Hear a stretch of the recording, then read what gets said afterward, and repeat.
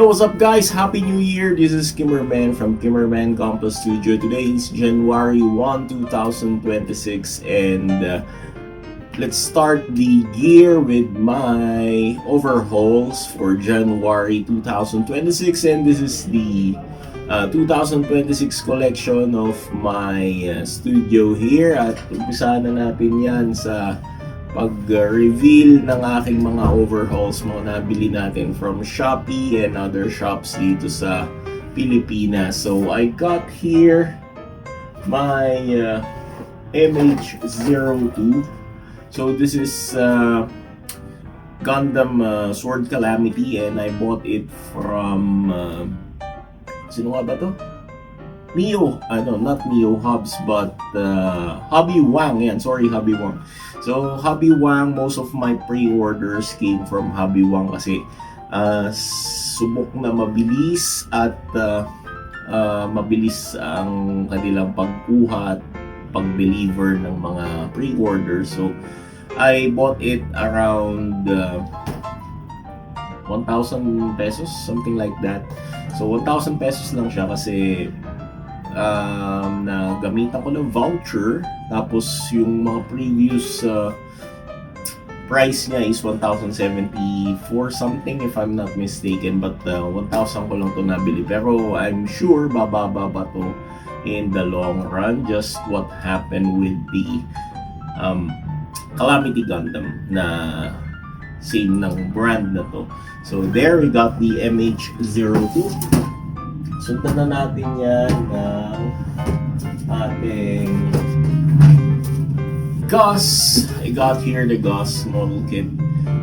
So far, I am very happy to get this model kit kasi tagal ko tagal kong pre-order naman to kay, if I'm not mistaken, Snapfit Collectibles.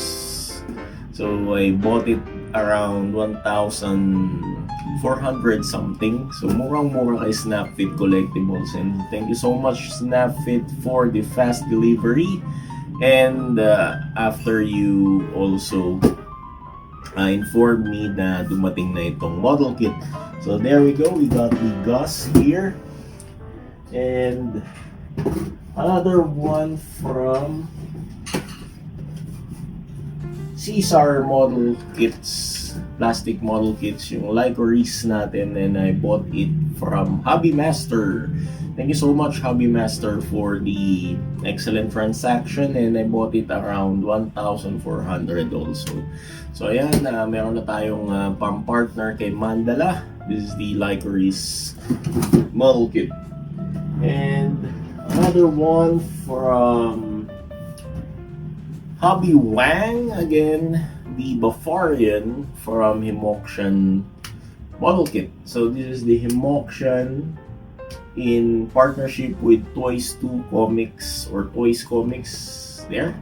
And ayan, thank you so much for the fast delivery, Hobby Wang, for this model kit here. And ang laki ng box niya, mabigat. And so I got here this Hasegawa model kit from Moderoid. Hasegawa from Macross, not Moderoid, sorry.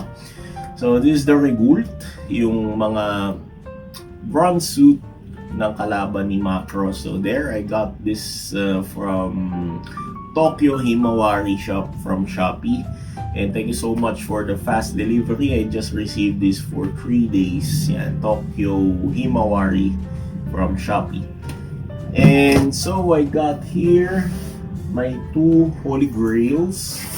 And I got this first one, the ZG002 or the Psycho Zaku damage version. So mas gusto ko yung damage version kasi ayoko yung malaki yung backpack niya na may parang gasol na napakahaba sa likod.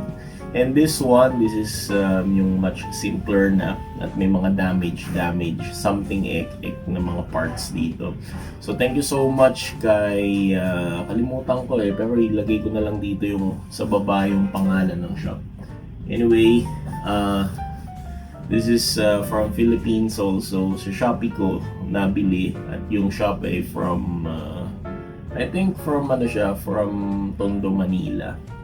Halimutan ko lang yung name kasi first time kong order sa kanya. But anyway, I promise to put the shop name there. So, thank you so much for the fast transaction. And my next Holy Grail here from